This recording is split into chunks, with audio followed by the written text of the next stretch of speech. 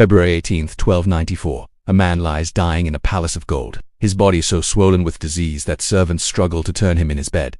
His breath comes in shallow gasps. His legs, once strong enough to grip a warhorse through the fury of battle, are now twisted masses of inflamed flesh, useless beneath silk blankets. This is not how emperors are supposed to die.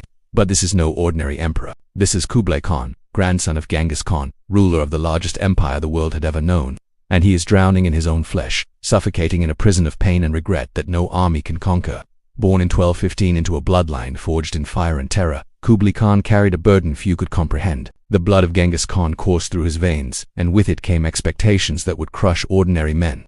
He was not content to be merely another Mongol warrior thundering across the steppes. He hungered for something greater, something that would eclipse even his grandfather's legend. While other Mongol princes valued only the bow and the blade, Kublai studied Chinese rituals, welcomed scholars to his tent, and observed the intricate dance of civilization with the patience of a predator. To the hardened generals who had conquered half the world, he was different, perhaps even suspect, but he was also brilliant, and brilliance coupled with Mongol ferocity proved unstoppable. By 1260 Kublai Khan ascended to the title of Great Khan, and within his grasp lay the mandate of heaven itself. He did what no foreigner had done before. He conquered China completely and declared himself founder of the Yuan Dynasty. The grasslands of Mongolia, the teeming cities of China, the deserts of Central Asia, all bent to his will. His capital, Kublai, which would one day become Beijing, rose as a monument to his vision. Marble halls replaced felt tents, golden roofs caught the sunlight above wide avenues where merchants from distant lands traded silk, spices, jade, and precious stones. The Silk Road flourished under his protection, and with it came not just wealth, but ideas, astronomers, engineers, physicians, and poets who made his court the most dazzling in the world. It was into this glittering realm that a young Venetian merchant named Marco Polo wandered in 1275, and what he saw left him speechless. He walked streets paved with prosperity, witnessed banquets that lasted days, and stood in the presence of a sovereign who commanded riches beyond European comprehension. When Polo returned home and told his tales, skeptics laughed, but his words carried truth. Kublai Khan had become legend, a ruler who straddled two worlds, Mongol conqueror and Chinese emperor, bringing them together under one throne. But empires built on ambition are hungry beasts that devour their masters. Kublai's eyes turned across the sea to Japan. In 1274, he sent his fleet, but storms shattered it against the Japanese coast. Undeterred, he returned in 1281 with over 4,000 ships and more than 140,000 men, the largest naval invasion force the world had ever seen. Victory seemed ordained by heaven itself. Then the typhoons came. The Japanese would call them kamikaze divine winds, and they tore Kublai's armada to splinters, sending tens of thousands of his soldiers to graves beneath the waves. For the first time, the Great Khan had been humiliated not by enemy swords but by the fury of nature itself. The defeats did not end there. Vietnam, Burma, Java, each campaign ended in disaster. Jungle diseases consumed his armies. Guerrilla fighters melted into forests and struck without warning. His soldiers returned broken, their ranks decimated, their morale shattered. Every failure demanded more taxes from Chinese peasants already groaning under the weight of Mongol rule. In villages across the empire, rebellion began to simmer like coals waiting for wind. The mandate of heaven, that sacred belief that the gods favored a just ruler, began to slip through Kublai's fingers like sand. And then came the blow that would break him utterly. In 1281, Empress Chabi, his beloved wife, died. To the world, she was the empress. To Kublai, she was his anchor, the one voice that could temper his rage, the one hand that could steady his ambition. She had embraced Buddhism and shown compassion to the conquered Chinese people, softening the harsh edge of Mongol rule. Her death was not merely the loss of a wife, it was the loss of his soul's compass. Without her, Kublai began to collapse inward. The conqueror who had stared down empires now sought solace in wine and endless feasts, as if the sheer abundance of food and drink could fill the void she left behind.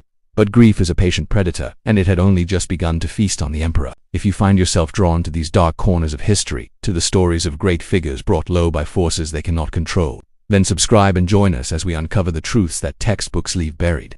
Because Kublai Khan's story is far from over, and what comes next is a descent into shadows from which there is no return. The palace that once rang with laughter and the hum of power becomes a gilded tomb.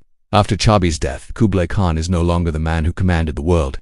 He is a ghost haunting his own life, surrounded by courtiers who bow and smile but no longer believe. The discipline that built his empire crumbles as he turns to excess, seeking escape from the gnawing emptiness inside his chest. Tables overflow with roasted meats, exotic fruits, and rivers of wine, but no amount of indulgence can fill the space where Chabi once stood. His body, once powerful and imposing, grows massive and swollen. Gout twists his joints into agony.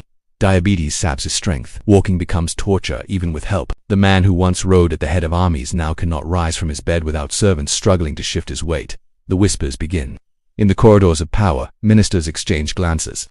Generals who once feared and respected Kublai now look at him with something else: pity, contempt, calculation.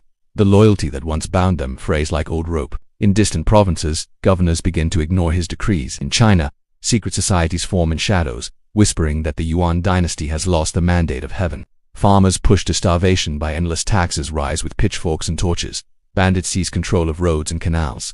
The empire, vast on maps, becomes fragile in reality. A tower built on sand waiting for the wind to blow. Kublai's mind, once sharp as a blade, grows clouded by pain and paranoia.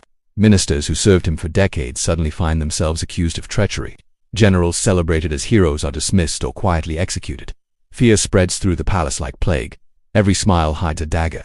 Every compliment carries hidden meaning. The emperor watches from his throne, but his vision has narrowed to the walls around him. He is isolated, surrounded by gold and silk but utterly alone, a prisoner of his own grief and failing body. The winter of 1293 arrives, cold and merciless. Outside the palace walls, famine grips the countryside. Inside, Kublai lies swaddled in silk, his legs useless beneath him, his breath coming in harsh gasps. Every day the pain intensifies. Physicians try every remedy, herbs, prayers, rituals, but nothing brings relief. His skin sags, his eyes grow dull and distant. His voice, once capable of commanding millions, becomes a weak whisper. By February 18, 1294, the suffering reaches its end. At 78 years old, an age rare for his time, Kublai Khan dies, not in battle or glory but in the slow, suffocating agony of a body that has betrayed him. Even in death, mystery surrounds him. His body is taken in secret along what the Mongols call the Dead Road, a path where any witness is killed to preserve the location of his tomb. Animals are slaughtered if they approach. Every precaution is taken to ensure his burial site remains hidden. Some believe he rests near Burkhan Khaldan mountain alongside his ancestors.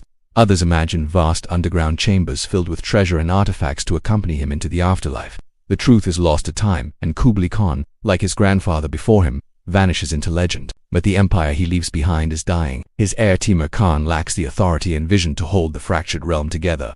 Rival factions maneuver for power. Governors in distant lands pursue independent paths.